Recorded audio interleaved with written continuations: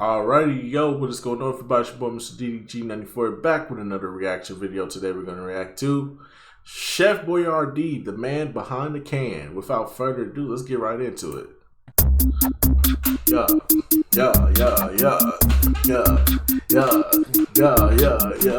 I'm not embarrassed to admit that I used to eat a lot of Chef Boyardee. If I remember right, around the year 2000 maybe, they started selling a larger, more extreme version of everything. Big beefaroni, jumbo spaghetti and meatballs, overstuffed ravioli, and I'll tell you, 9-year-old me was sold by it.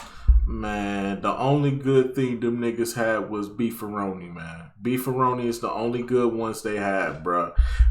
Everything else from Chef Boyardee was ass, bruh. The raviolis was terrible. The meatballs was terrible.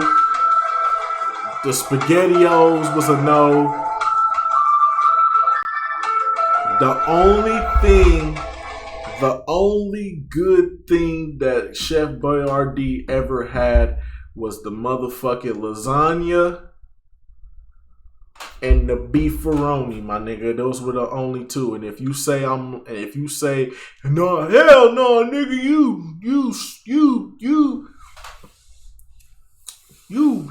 lying like a motherfucker, man. The raviolis, no, nigga. No, nigga, that sauce is terrible. Go buy you a can of Chef Boyardee right now and eat and heat it up. Heat it up real good. And taste that sauce. And see if you don't throw that shit in the trash. That shit is nasty, bro. Chef Boyardee is fucking disgusting. The only good thing they still got is beefaroni and the lasagna. That's it. The meatballs are terrible. The spaghetti and meatballs are terrible. And the ravioli, it's just the sauce. If they just if they would do something about the sauce, it'd probably taste a lot better. But the sauce on the raviolis is fucking terrible. I wouldn't fuck with it. That's just me personally. I hate Chef Boyardee, but like I said, the lasagna and the beefaroni, fire. Still fire to this day. I couldn't go back to the original either. I actually recall being in the store, looking at a can of the regular size spaghetti and meatballs, and wondering who would possibly buy this when the jumbo one is right there. They even promoted it with all these commercials featuring professional wrestlers. I can confidently say that these were my peak Chef Boyardee years, and then I do recall it tasting progressively worse as I got older. Must have thought that they were losing their touch or something, but now that I look back on it, it was probably on me. It's intended for kids more than anything else, and I must have grown out of it. In all honesty, I'd say that was a good thing. Since I brought up their commercials, I want to mention one that sticks in my head. I don't know if you remember this, but this girl tries to put a can of it in the cart, and her mom says no because she's had Chef every night this week. So they leave without it, but the can falls off of the shelf and rolls out of the store, down the street, and all the way to their house. It even stops at a red light. I don't know, it just makes me happy to talk about it. Maybe that's the case for you too. The real reason that I wanted to make this video is... See, that would have got your ass whooped. I think we did that on a meme compilation one time. I think we did that on a meme compilation one time. The motherfucker, they replayed the entire commercial, then the can made it home, and it was like, oh, so you stealing now? I know! And then, yep, that's exactly what happens. You get your ass whooped for stealing. Don't be out here stealing, kids.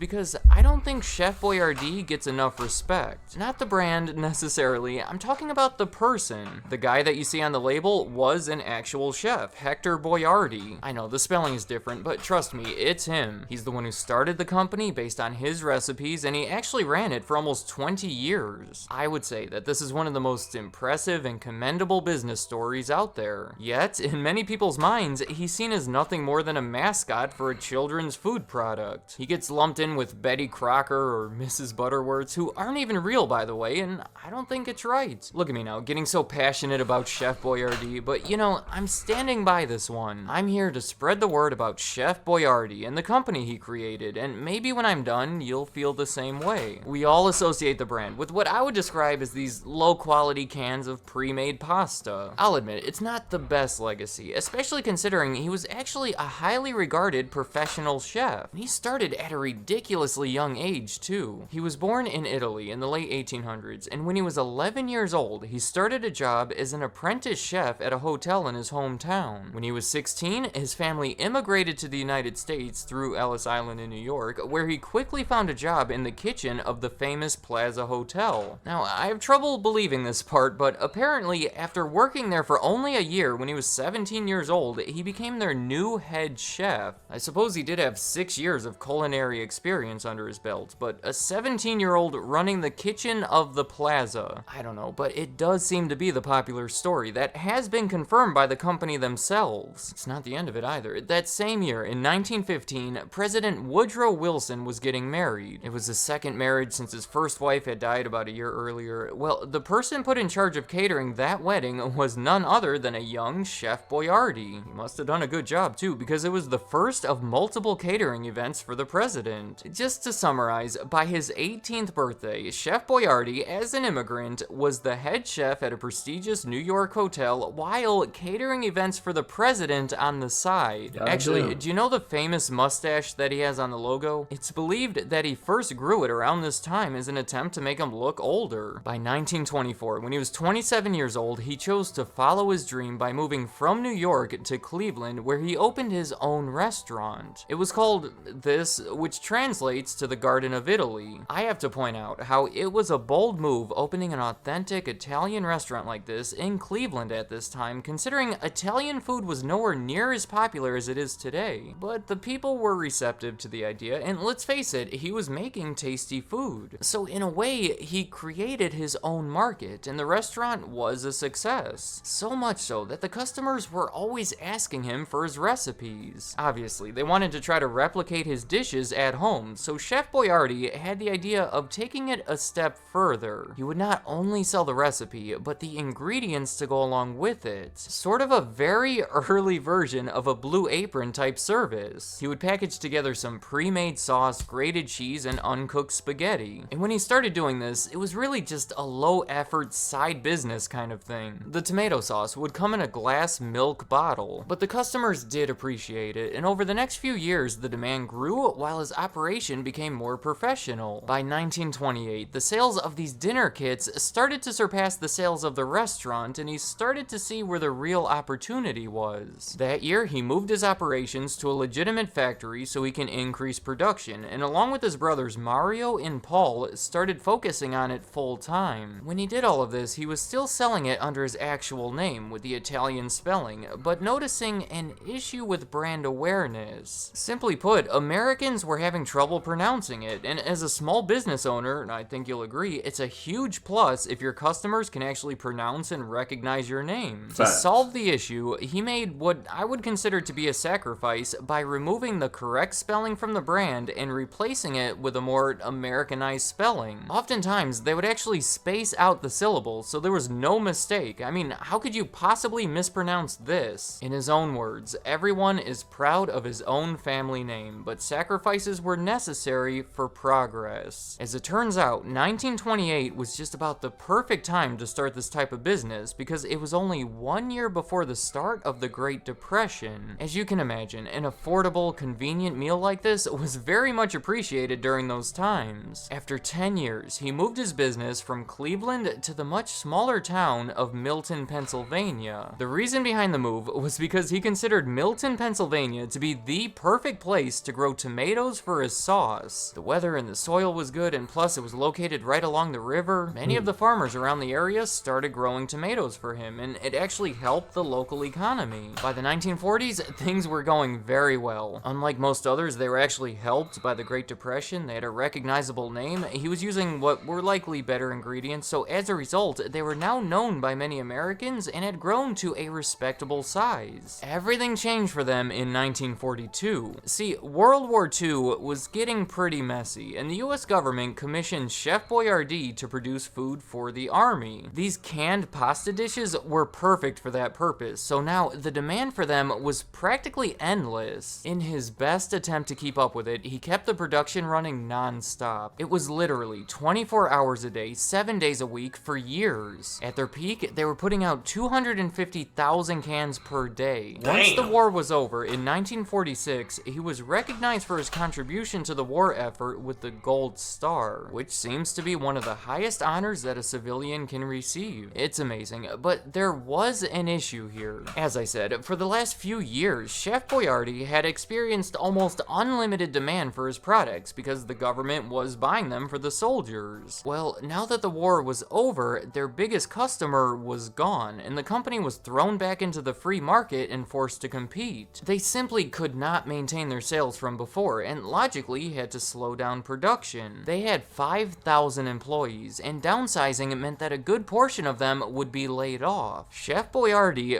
really did not like that idea, so he found an alternative. In 1946, he sold the company to American Home Foods in exchange for $6 million.